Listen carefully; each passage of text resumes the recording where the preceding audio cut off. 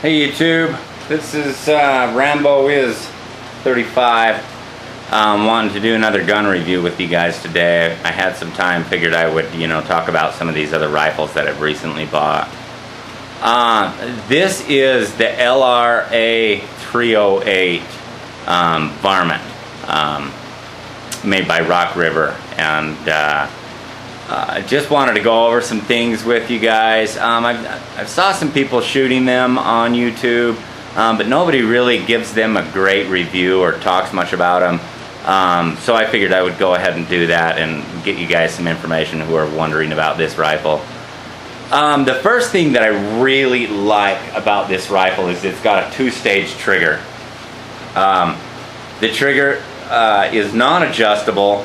But it's set at 3 pounds, and it is just a super trigger. Just the brake is good and clean. I don't have to worry about the gun going off when I don't want it to because of the two-stage. In fact, and it's the factory trigger that comes with it. That's something that like DPMS or some of these other 308 rifles on the AR platform don't come with. And so anyway, I really like that aspect about it. It's got a whole grip on it as well. It's got the really soft rubber on it, and it just is a super comfortable gun to hang on to. The gun itself weighs in at a little over 11 pounds if I remember right, but it's fairly heavy. It's not a rifle that you'd want to pack all over the place unless you had to. But just a super efficient rifle. It comes apart super easy. I haven't had any problems with the bolt, firing pins, any of that kind of stuff. The one problem that I did initially have with this gun was the magazine that came with it. This rifle was designed to use the another magazine from a famous semi-automatic 308 rifle, and the name is currently not coming to me, but they wanted to build it so that magazines were cheaper, and so they constructed the gun based off of this magazine. Anyway, but it was having some feed problems, and it wouldn't eject the shells right and was tearing up a lot of my cases. So I went back and talked to the dealership that I bought the gun from, and they gave me another magazine. It's an FAL. Yeah, so it's an FAL magazine is what this gun takes, which is great because you can buy magazines for like 15 bucks, whereas the DPMS magazines can range all the way up to $40 and $50, depending on where you get it. So magazines are super cheap for this gun. I really like that aspect about it, and that was one of the selling points.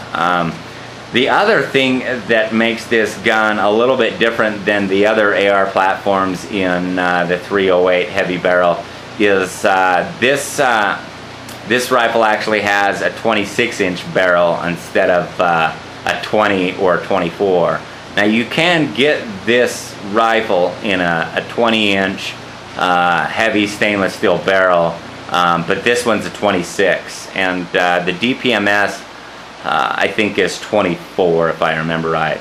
So it gives you a little bit more, an extra 2 inches to get a little bit more velocity and to stabilize that bullet a little better. The other thing that I like about it is the mag drop and bolt close, bolt release are ambidextrous, so they are on both sides of the rifle.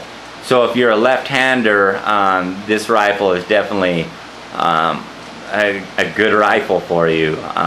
You don't have to worry about it being built in left-handed models, and so it works really good that way. As far as take apart and strip down, really easy. Same concept as any of the other ARs, and it's done really well that way. I've got about 1,000 rounds down the barrel of this rifle, and so I have done quite a bit of shooting, and what I've found is that it really likes the the 150s and the 155 AMAXs. And so I've shot mostly ballistic tips, the nozzler ballistic tips, and the Hornady AMAXs. And it shoots really, really well. I've got some groups over here. I'll see if I can zoom in on these groups and kind of show you. But most groups, it's just shooting really well. That's a 5-shot group right there at 100 yards. This one down below it is another 5-shot group. It looks like I pulled one there. And both of these groups are at 100 yards. That top group is probably getting down around a ½ inch. This other one is probably 3/4 of an inch to an inch. And this was in windy conditions, so we're talking like 10 miles an hour during the winter time. And you can see if I scroll down here just a little bit farther what I was loading. Using some Reloader 15 and that 155 grain AMAX for both of those groups. So as far as shooting, it does really well. It's not an extremely picky gun. I've found that some of the worst loads that it shoots shoot up to about 1.5 inches. For some reason or another, it doesn't seem to like the 168s and the 165s. I haven't found a load that it likes. I've tried the ballistic tip in the 165, and I've also tried the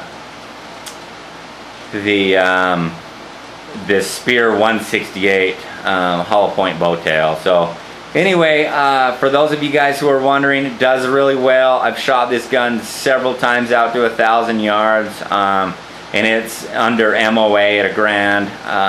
I think you could have a lot of fun with this gun, and I've really enjoyed it. So anyway, if you're wanting to know, what to expect from this gun, those groups that I showed you are, pretty much what you can expect. And anyway, enjoy. Thanks, guys. I hope this helps.